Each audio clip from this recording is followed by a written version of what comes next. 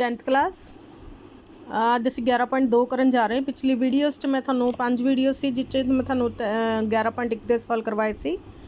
ਅੱਜ ਮੈਂ ਤੁਹਾਨੂੰ 11.2 ਦੇ ਸਵਾਲ ਦੱਸਣ ਜਾ ਰਹੀ ਹਾਂ। ਇਹਦੇ ਵਿੱਚ ਅਸੀਂ ਟੈਂਜੈਂਟਸ ਦੀ ਰਚਨਾ ਕਰਨੀ ਸਿੱਖਾਂਗੇ, ਸਪਰਸ਼ ਰੇਖਾਵਾਂ ਦੀ।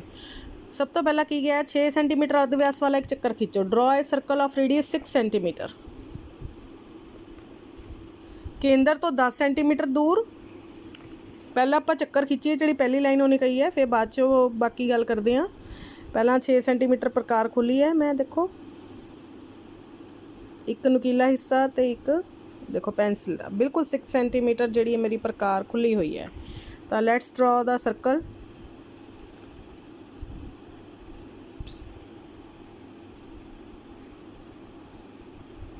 ਛੇ ਸੈਂਟੀਮੀਟਰ ਅਰਧ ਵਿਆਸ ਵਾਲਾ ਚੱਕਰ। ਉਸ ਤੋਂ ਬਾਅਦ ਕੇਂਦਰ ਤੋਂ 10 ਸੈਂਟੀਮੀਟਰ ਦੂਰ, ਆਹ ਦੇਖੋ ਮੇਰਾ ਸੈਂਟਰ ਸੀ, ਮੈਨੂੰ ਮਾਰਕ ਕਰਤਾ O। ਕੇਂਦਰ ਨੂੰ ਹਮੇਸ਼ਾ O ਮਾਰਕ ਕਰ ਦੇਣਾ। ਕੇਂਦਰ ਤੋਂ 10 ਸੈਂਟੀਮੀਟਰ ਦੂਰ, 10 ਸੈਂਟੀਮੀਟਰ ਕੇਂਦਰ ਤੋਂ ਲੈਣਾ, ਤਾਂ ਇੱਥੇ ਆ ਗਿਆ ਇੱਕ ਪੁਆਇੰਟ। ਕੇਂਦਰ ਤੋਂ 10 ਸੈਂਟੀਮੀਟਰ ਦੂਰੀ ਤੋਂ ਸਪਰਸ਼ ਰੇਖਾਵਾਂ ਦੀ ਰਚਨਾ ਕਰੋ। ਅਸੀਂ ਇਸ ਪੁਆਇੰਟ P ਮੰਨ ਲਓ, ਇਹ ਪੁਆਇੰਟ P ਲੈ ਲੈਂਦੇ ਹਾਂ। ਤਾਂ ਇਸ ਬਿੰਦੂ ਤੋਂ ਅਸੀਂ ਇਸ ਚੱਕਰ ਨੂੰ ਸਪਰਸ਼ ਰੇਖਾਵਾਂ ਖਿੱਚਣੀਆਂ ਨੇ। Is it okay? ਤਾਂ ਸਭ ਤੋਂ ਪਹਿਲਾਂ ਮੈਂ ਇੱਕ ਸਿੱਧੀ ਲਾਈਨ ਜਿਹੜੀ ਹੈ ਇਹ ਤੋਂ ਕੇਂਦਰ ਤੋਂ ਡਰਾ ਕਰਨ ਜਾ ਰਹੀ ਹਾਂ, ਤਾਂ ਕਿ ਅਸੀਂ P ਤੋਂ ਸਪਰਸ਼ ਰੇਖਾਵਾਂ ਦੀ ਲੰਬਾਈ ਮਾਪ ਸਕੀਏ। ਤਾਂ ਸਭ ਤੋਂ ਪਹਿਲਾਂ ਇਸ ਲਾਈਨ ਦਾ ਅੱਧ ਕਰਾਂਗੇ, O ਅਤੇ P ਦਾ। ਕਿਸੇ ਵੀ ਲਾਈਨ ਦਾ ਅੱਧ ਕਰਨਾ ਹੈ ਅਸੀਂ, ਤਾਂ ਇਹਦੀ ਆਲਮੋਸਟ ਲੈਂਥ ਨਾਲੋਂ ਜਿੰਨੀ PO ਦੀ ਲੱਗਦੀ, ਅੱਧੀ ਨਾਲੋਂ ਵੱਧ ਖੋਲ੍ਹ ਲਓ ਪ੍ਰਕਾਰ। ਦੇਖੋ ਅੱਧ ਤਾਂ ਇੱਥੇ ਕਾ ਆਊਗਾ ਕਿਤੇ, ਤਾਂ ਇਹਦੇ ਨਾਲੋਂ ਮੈਂ ਵੱਧ ਪ੍ਰਕਾਰ ਖੋਲ੍ਹੀ ਹੈ। ਤਾਂ P ਤੋਂ ਉੱਪਰ ਅਤੇ ਨੀਚੇ 2 ਆਰਕਸ ਲਗਾਉਣੀਆਂ ਨੇ, ਚਾਪਾਂ ਲਗਾਉਣੀਆਂ ਨੇ, ਅਤੇ ਬਿਨਾਂ ਪ੍ਰਕਾਰ ਹਿਲਾਏ ਅਸੀਂ O ਤੋਂ ਵੀ ਲਗਾਉਣੀਆਂ ਨੇ। ਜਿੱਥੇ ਦੋਨੋਂ ਚਾਪਾਂ ਕੱਟ ਗਈਆਂ, ਇਹਨੂੰ ਆਪਾਂ ਪਰਪੈਂਡੀਕੂਲਰ ਬਾਈਸੈਕਟਰ ਕਹਿੰਦੇ ਹਾਂ, ਲੰਬ ਸੰਬ ਦੁਭਾਜਕ ਕਹਿੰਦੇ ਹਾਂ। ਇਹਦੇ ਕੇਂਦਰਾਂ ਨੂੰ ਚਾਪਾਂ ਜਿੱਥੇ ਕੱਟਦੀਆਂ ਨੇ ਉੱਥੇ ਅਸੀਂ ਦੋਨਾਂ 'ਚੋਂ ਨਿਕਲਦੇ ਹੋਏ ਅਸੀਂ ਇੱਕ ਲਾਈਨ ਖਿੱਚ ਦੇਣੀ ਹੈ। ਇਹ M ਜਿਹੜਾ ਹੈ ਤੁਹਾਡੇ ਕੋਲ ਮਿਡਲ ਪੁਆਇੰਟ ਆ ਜਾਏਗਾ। ਇਹ ਜਿਹੜਾ ਤੁਹਾਡੇ ਕੋਲ ਕੀ ਆ ਜਾਏਗਾ, ਮਿਡਲ ਪੁਆਇੰਟ। ਹੁਣ M ਤੋਂ PM ਜਿੰਨਾ ਅਰਧ ਵਿਆਸ ਲੈਂਦੇ ਹੋਏ ਸੈਂਟਰ ਆ ਗਿਆ, ਅਤੇ ਅਸੀਂ ਇੱਕ ਚੱਕਰ ਡਰਾ ਕਰ ਦੇਣਾ। M ਤੋਂ ਰੱਖਦੇ ਹੋਏ ਅਸੀਂ P ਤੋਂ ਗੁਜ਼ਰਦੇ ਹੋਏ ਅਸੀਂ ਇੱਕ ਚੱਕਰ ਜਿਹੜਾ ਹੈ ਡਰਾ ਕਰ ਦੇਣਾ, ਜਿਹੜਾ ਕੇਂਦਰ ਵਿੱਚੋਂ ਵੀ ਲੰਘੇਗਾ। ਅਤੇ ਜੇ ਕੇਂਦਰ 'ਚੋਂ ਲੰਘਦਾ ਇਹਦਾ ਮਤਲਬ ਤੁਹਾਡੀ ਕੰਸਟਰਕਸ਼ਨ ਸਹੀ ਹੈ। ਤਾਂ ਜਿੱਥੇ ਇਹ ਵਾਲਾ ਚੱਕਰ ਜਿਹੜਾ ਸੈਕਿੰਡ ਚੱਕਰ ਮੈਂ ਹੁਣੇ ਡਰਾ ਕੀਤਾ, ਜਿੱਥੇ ਪਹਿਲੇ ਚੱਕਰ ਨੂੰ ਕੱਟਿਆ ਹੈ ਉਹ ਕਿਹੜਾ ਪੁਆਇੰਟ ਹੈ, A, ਅਤੇ ਜਿੱਥੇ ਦੂਜਾ ਕੱਟਿਆ ਹੈ B। ਤਾਂ ਅਸੀਂ PA ਅਤੇ PB ਨੂੰ ਮਿਲਾ ਦਾਂਗੇ। ਤੁਸੀਂ ਦੇਖੋਗੇ ਬਾਹਰੀ ਬਿੰਦੂ ਤੋਂ ਖਿੱਚੀਆਂ ਗਈਆਂ ਸਪਰਸ਼ ਰੇਖਾਵਾਂ ਦੀ ਲੰਬਾਈ ਸਮਾਨ ਹੁੰਦੀ ਹੈ। ਹੁਣ ਦੇਖਿਓ 8.2 ਆ ਰਹੀ ਹੈ ਇਸ ਦੀ ਲੰਬਾਈ, ਆ ਜਿਹੜੀ ਮੈਂ ਲਾਈਨ ਡਰਾ ਕਰ ਰਹੀ ਹਾਂ। ਅਤੇ ਇਸੇ ਤਰ੍ਹਾਂ ਹੀ PB ਦੀ ਲੰਬਾਈ ਵੀ ਬਿਲਕੁਲ 8.2 ਆਏਗੀ।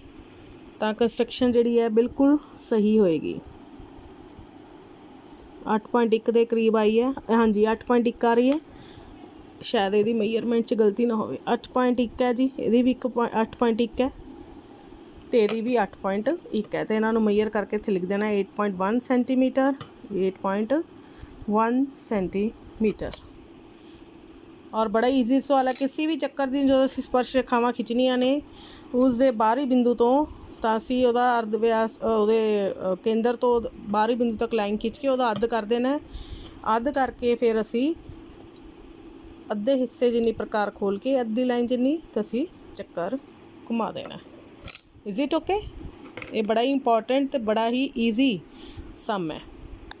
ਨੈਕਸਟ ਹੈ very very important sum. Draw a pair of tangents of radius circle of radius 5 centimetre are inclined at the angle of 60 degree. ਸਪਰਸ਼ ਰੇਖਾਵਾਂ ਦੇ ਅਰਧ ਵਿਆਸ, ਇਹਦਾ ਕੀ ਕਹਿ ਰਿਹਾ, ਅਰਧ ਵਿਆਸ 5 ਸੈਂਟੀਮੀਟਰ ਵਾਲੇ, ਅਰਧ ਵਿਆਸ 5 ਸੈਂਟੀਮੀਟਰ ਵਾਲੇ ਚੱਕਰ ਤੋਂ ਸਪਰਸ਼ ਰੇਖਾ ਦੇ ਜੋੜੇ ਦੀ ਰਚਨਾ ਕਰੋ। ਵੈਰੀ ਵੈਰੀ ਇੰਪੋਰਟੈਂਟ ਹੈ। ਸਪਰਸ਼ ਰੇਖਾਵਾਂ ਦੇ ਜੋੜੇ ਦੀ ਰਚਨਾ ਕਰੋ, ਜੋੜੇ ਦੀ ਰਚਨਾ ਕਰੋ ਜੋ ਆਪਸ ਵਿੱਚ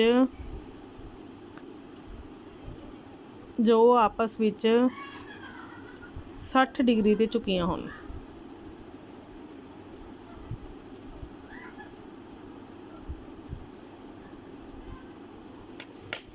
ਜੋ ਆਪਸ ਵਿੱਚ 60 ਡਿਗਰੀ ਉੱਤੇ ਝੁਕੀਆਂ ਹੋਣ।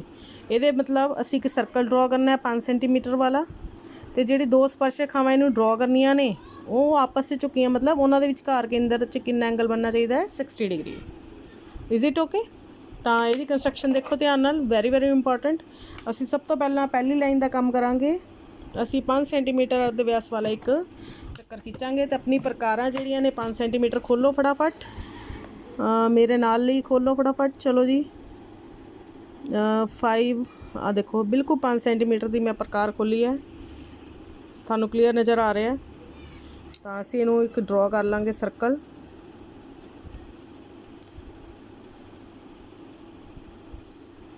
ਆ ਦੇਖੋ ਸਰਕਲ ਡਰਾ ਹੋ ਗਿਆ। ਹੁਣ ਜਦੋਂ ਕੇਂਦਰ ਇਹਦਾ ਮਾਰਕ ਕਰਨਾ, ਸਭ ਤੋਂ ਪਹਿਲਾਂ ਅਸੀਂ ਜਿਹੜਾ ਸੈਂਟਰ ਹੈ ਜਿੱਥੇ ਨੁਕੀਲਾ ਹਿੱਸਾ ਸੀ ਪ੍ਰਕਾਰ ਦਾ ਉਹਨੂੰ ਉਹ ਦੇ ਦਿੱਤਾ ਮੈਂ ਨਾਮ। ਉਸ ਤੋਂ ਬਾਅਦ ਅਸੀਂ ਜਿਹੜਾ ਇੱਥੇ ਐਂਗਲ ਹੈ 60 ਡਿਗਰੀ ਹੈ ਲਿਆਉਣਾ, ਇਹ ਨਹੀਂ ਆਏਗਾ। ਅਸੀਂ ਇੱਥੇ ਕੀ ਕਰਾਂਗੇ, ਇਹਦੇ ਵਿੱਚ 60 ਡਿਗਰੀ ਕਦੋਂ ਆਏਗਾ, ਜਦੋਂ ਇਹਨਾਂ ਦੋਨਾਂ ਵਿਚਕਾਰ, ਦੋ ਅਰਧ ਵਿਆਸਾਂ ਵਿਚਕਾਰ 120 ਦਾ ਐਂਗਲ ਹੋਏਗਾ, ਕਿਉਂਕਿ ਇਹਨਾਂ ਦੋਨਾਂ ਕੋਣਾਂ ਜੋੜ 180 ਡਿਗਰੀ ਹੁੰਦਾ। ਤਾਂ ਇਹ ਦੋ ਅਰਧ ਵਿਆਸ ਅਸੀਂ ਡਰਾ ਕਰਾਂਗੇ ਜਿਨ੍ਹਾਂ ਵਿਚਕਾਰ 120 ਦਾ ਐਂਗਲ ਹੋਏਗਾ। ਤਾਂ ਸਭ ਤੋਂ ਪਹਿਲਾਂ ਮੈਂ ਇੱਕ ਅਰਧ ਵਿਆਸ ਆਪਣੇ ਵੱਲੋਂ ਕੰਸਟਰਕਟ ਕਰਨ ਜਾ ਰਹੀ ਹਾਂ।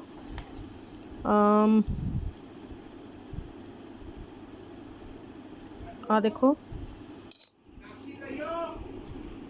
ਆਪਣੇ ਵੱਲੋਂ ਜਿੱਦਾਂ ਮਰਜ਼ੀ ਡਰਾ ਕਰ ਸਕਦੇ ਹੋ, ਸਿੱਧਾ ਵੀ ਡਰਾ ਕਰ ਸਕਦੇ ਹੋ। ਉਸ ਤੋਂ ਬਾਅਦ ਦੋਨਾਂ ਵਿਚਕਾਰ 120 ਦਾ ਐਂਗਲ ਬਣਾਉਣਾ ਹੈ, ਤੇ ਅਸੀਂ ਇੱਥੇ 120 ਦਾ ਐਂਗਲ ਪ੍ਰਕਾਰ ਨਾਲ ਬਣਾਵਾਂਗੇ।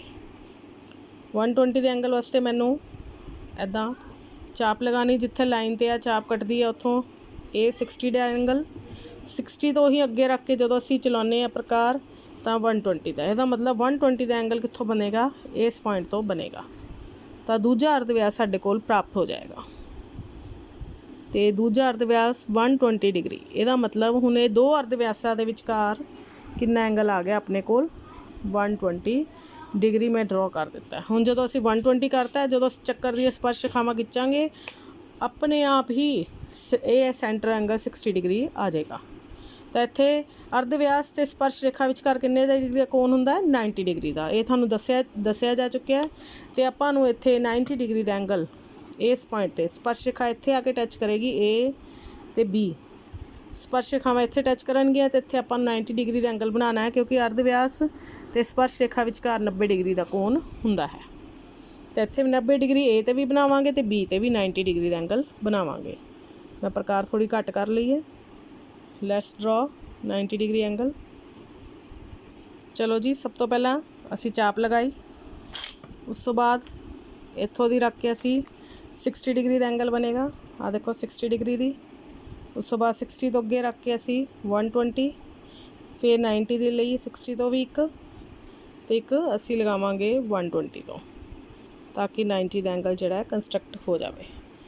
ਇਹ ਦੋਨੋਂ ਇੱਥੇ ਕੱਟ ਗਈਆਂ ਤੇ ਅਸੀਂ ਇਸ ਲਾਈਨ ਨੂੰ A ਦੇ ਵਿੱਚੋਂ ਗੁਜ਼ਾਰਦੇ ਹਾਂ। ਇਸ ਕ੍ਰੋਸ ਤੋਂ A ਪੁਆਇੰਟ ਨੂੰ ਕ੍ਰੋਸ ਦੇ ਵਿੱਚੋਂ ਬਿਲਕੁਲ ਸੈਂਟਰ 'ਚੋਂ ਨਿਕਲਣੀ ਚਾਹੀਦੀ ਹੈ। ਠੀਕ ਹੈ, ਇਸ ਤਰ੍ਹਾਂ ਅਸੀਂ B ਦੇ ਵਿੱਚ 90 ਡਿਗਰੀ ਦਾ ਐਂਗਲ ਬਣਾਵਾਂਗੇ। ਚਲੋ ਜੀ ਇੱਦਾਂ ਹੀ ਸੇਮ ਇੱਥੋਂ ਸ਼ੁਰੂ ਕਰ ਰਹੇ ਹਾਂ। ਆ ਦੇਖੋ ਫਿਰ ਇੱਥੋਂ ਬਿਨਾਂ ਪ੍ਰਕਾਰ ਹਿਲਾਏ 60 ਤੋਂ ਰੱਖ ਕੇ 120, ਫਿਰ ਅੱਗੇ, ਫਿਰ ਇਸ ਤਰ੍ਹਾਂ ਹੀ 120 ਤੋਂ ਰੱਖ ਕੇ 60 ਦੇ 120 ਦਾ ਹਾਫ ਹੁੰਦਾ ਹੈ 90। ਇਸ ਕਰਕੇ ਇੱਕ ਚਾਪ 60 ਤੋਂ ਲਗਾਉਣੀ ਪੈਂਦੀ, ਇੱਕ 120 ਤੋਂ, ਤਾਂ ਕਿ ਦੋਨੋਂ ਕ੍ਰੋਸ ਬਣ ਜਾਣ। ਤਾਂ ਇਸ ਨੂੰ B ਦੇ ਨਾਲ ਕ੍ਰੋਸ ਦੇ ਵਿੱਚੋਂ ਕੱਢ ਦਾਂਗੇ।